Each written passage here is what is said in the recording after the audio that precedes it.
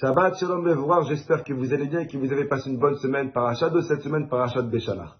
La Torah nous dit, après que Akadosh Baruch Hu, il ait coupé la mer en 12, que les Juifs ont traversé la mer et que la mer elle s'est refermée sur les Égyptiens, les Juifs, les hommes, à leur tête, Moshe Rabbeinu, se sont mis à chanter une chanson, la fameuse chanson que l'on chante tous les matins, Az Yasher Moshe Uvnei Israël, pour remercier Hachem du miracle qu'il a fait avec eux. La Torah nous dit après que les hommes aient chanté, les femmes aussi, à leur tête, Miriam Anevia, elles ont dit quoi? Nous on chante pas, nous aussi on veut remercier Hachem.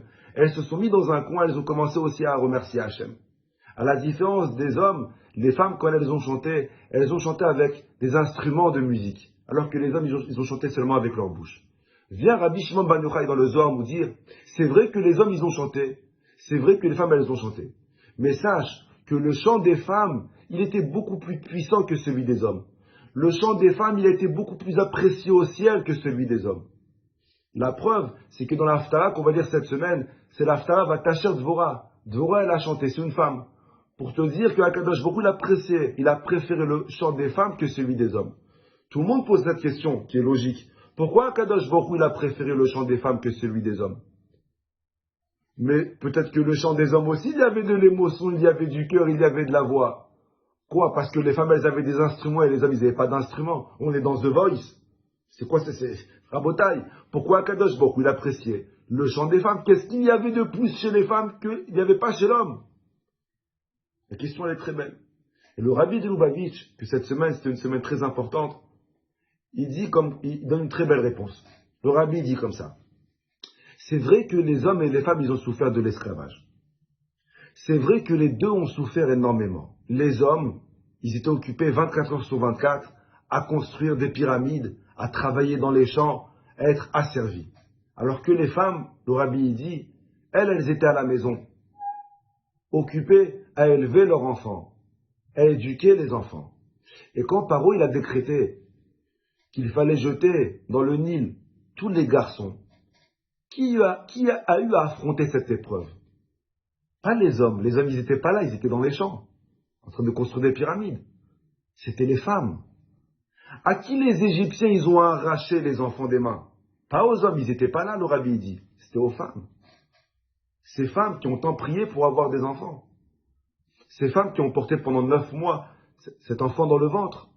Qu'elles ont passé des nuits entières à s'occuper de lui, à lui donner à manger. Du jour au lendemain, des Égyptiens qui font éruption à la maison, qu'ils arrachent le fruit de leurs entrailles pour le jeter dans le Nil. Imagine-toi le tsar, la souffrance que ces femmes, elles ont eu à affronter, seules. Et le Rabbi dit, c'est vrai comme quoi les hommes, ils ont souffert. Mais les femmes, elles ont beaucoup plus souffert que les hommes.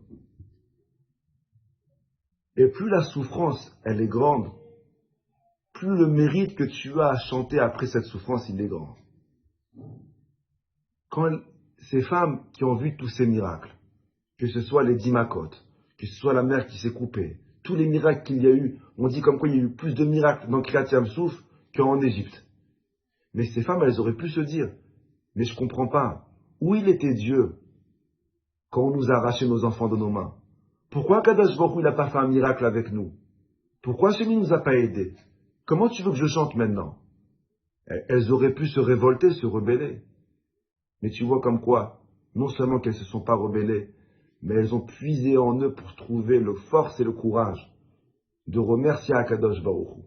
Quand Hachem il a vu que malgré toutes les souffrances qu'elles ont eu à affronter ces femmes, elles ont eu le courage de chanter, Akadosh Baruch Hu il a dit, c'est leur chanson que je préfère.